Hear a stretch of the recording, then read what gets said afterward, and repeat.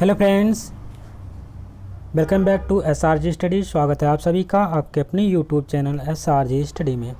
Friends, आज के इस वीडियो में हम सभी लोग DLED प्रथम सेमेस्टर 2022 का सप्तम प्रश्न पत्र संस्कृत में किस प्रकार से प्रश्न पूछे गए थे उसको देखेंगे। तो ये प्रीवियस ईयर क्वेश्चन 2022 का संस्कृत का प्रश्न पत्र है। सबसे पहले हम लोग कुछ यहाँ पे निर्देश दे रखे हैं, निर्देश को पढ़ेंगे और उसके बाद कौन से क्वेश्चन किस प्रकार से पूछे गए हैं उसके बारे में जानकारी लेंगे। उससे पहले यदि आप चैनल पर नए हैं तो चैनल को सब्सक्राइब कर लीजिएगा, वीडियो पसंद आएगी तो उसको लाइक करिएगा और ज़्यादा से ज़्यादा शेयर करिएगा। आपको यहाँ पे कुछ निर्देश दे रखे हैं, जैसे कि आपको पता है ये पेपर करने के लिए आपको 1 घंटे का समय मिलेगा। पूर्णांक यहाँ पे दिख नहीं रहा लेकिन 25 नंबर का पूर्णांक होगा। निर्देश की बात करते हैं तो पहला पॉइंट यहाँ पे दे रखा है, सभी प्रश्न अनिवार्य हैं। प्रत्येक प्रश्न के निर्धारित अंक प्रश्न पत्र के सम्मुख दिए गए हैं। इस प्रश्न पत्र के 3 प्रकार के प्रश्न हैं। पहला तो आपका वस्तुनिष्ठ टाइप का क्वेश्चन मिलेगा, जिसके एक प्रश्न के 4 विकल्प रहेंगे, जिसमें से एक ही विकल्प सही रहेगा, उसको छांट करके अपनी उत्तर पुस्तिका में लिखना होगा। सेकेंड है अति लघुत्तरीय प्रश्न। अति लघुत्तरीय प्रश्नों के उत्तर आपको लगभग 30 शब्दों में देने होंगे।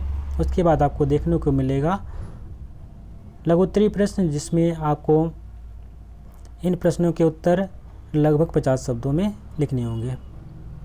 आइए देखते हैं प्रश्न नंबर 1 जो कि वस्तुनिष्ठ प्रश्न का है। प्रश्न नंबर 1 में पूछा जा रहा है जो 6 संयुक्त वर्ड है किससे बन के बना हुआ है। ये आपका जो वर्ड दिख रहा है यहाँ पे, जो वर्ड है यानी कि संयुक्त वर्ड है किससे मिलकर बना हुआ है।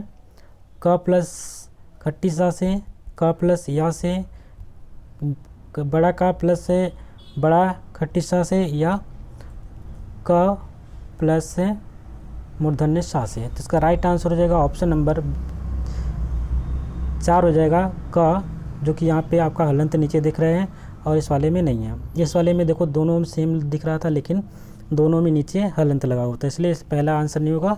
आपका राइट आंसर हो जाएगा option number 4 is the right answer.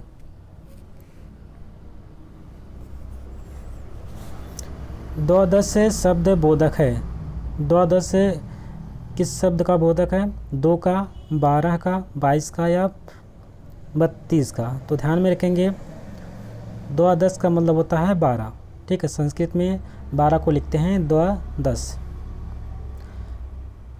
समक्षः, समक्षः शब्द में समास है। पहला ऑप्शन है कर्मधारय समास, दूसरा है तत्पुरुष समास, तीसरा है द्विगु समास और चौथा है अव्ययी भाव समास। इसका राइट आंसर हो जाएगा ऑप्शन नंबर 4 बिल्कुल सही है, अव्ययी भाव समास। ऊपर जाता है के लिए संस्कृत में क्रिया प्रयुक्त होगी। ऊपर जाता है संस्कृत के लिए क्रिया क्या से प्रयुक्त होती है। पहला है निर्गच्छति, दूसरा है प्रतिगच्छति, तीसरा है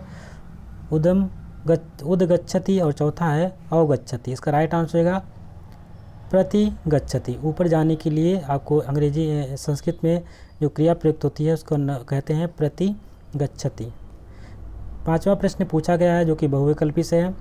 क्रिया के जिस रूप से उसके होने का समय का बोध होता है उसे कहते हैं धातु कहते हैं, लकार कहते हैं, काल कहते हैं या कर्म। तो क्रिया के जिस रूप से उसके होने का समय का अगर बात करते हैं, समय का बोध हो तो उसे हम लकार कहते हैं। ठीक है, तो option number b is the right, यानी कि ऑप्शन नंबर 2 आपका राइट आंसर हो जाएगा। अति लघुत्तरीय में किस प्रकार से प्रश्न पूछे गए हैं तो उसको देख लीजिएगा जल्दी जल्दी। पहला प्रश्न पूछा गया लिंग के 3 प्रकार के नाम लिखिए। आपको पता है स्त्रीलिंग, पुल्लिंग और पुरुष, जिसको स्त्रीलिंग, पुल्लिंग और नपुंसकलिंग तीनों लिंग के नाम लिख देना है।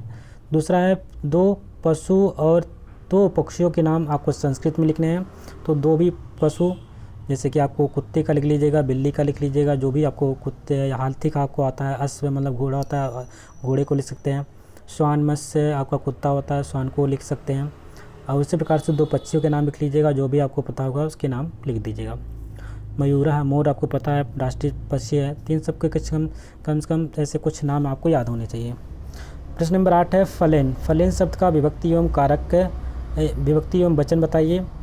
अगला प्रश्न है रमा शब्द का सप्तमी विभक्ति बहुवचन रूप लिखिए। तो आपको एक बहुवचन यानी कि रमस सप्तमी विभक्ति बहुवचन का रूप लिखना है, तो कहीं ना कहीं आपको विभक्ति के बारे में भी पढ़ना पड़ेगा।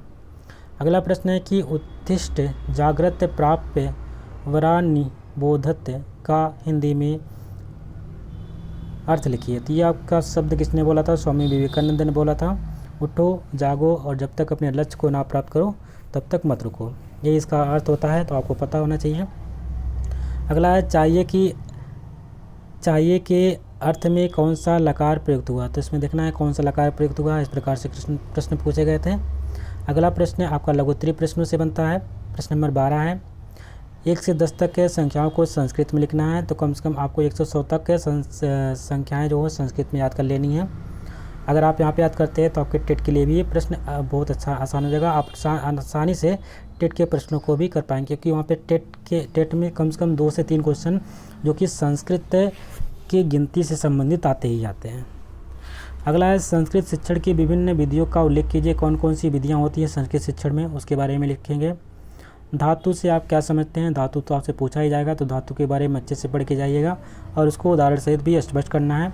संस्कृत भाषा की बात करते हैं तो संस्कृत भाषा में वर्णमाला को कितने भागों में बांटा गया है? किन्हीं 4 फलों के नाम संस्कृत में लिखिए। फल याद कर लीजिएगा, उनको संस्कृत में लिखना है। अगला प्रश्न है 17वां संस्कृत शिक्षण में ऑडियो वीडियो क्लिप के महत्व को समझाइए। संस्कृत शिक्षण में जो ऑडियो और वीडियो के महत्व क्या होते हैं इसके बारे में आपको बताना है। और लास्ट प्रश्न आपसे पूछा जाएगा संस्कृत में अनुवाद कीजिए। संस्कृत में अनुवाद किसका करना है?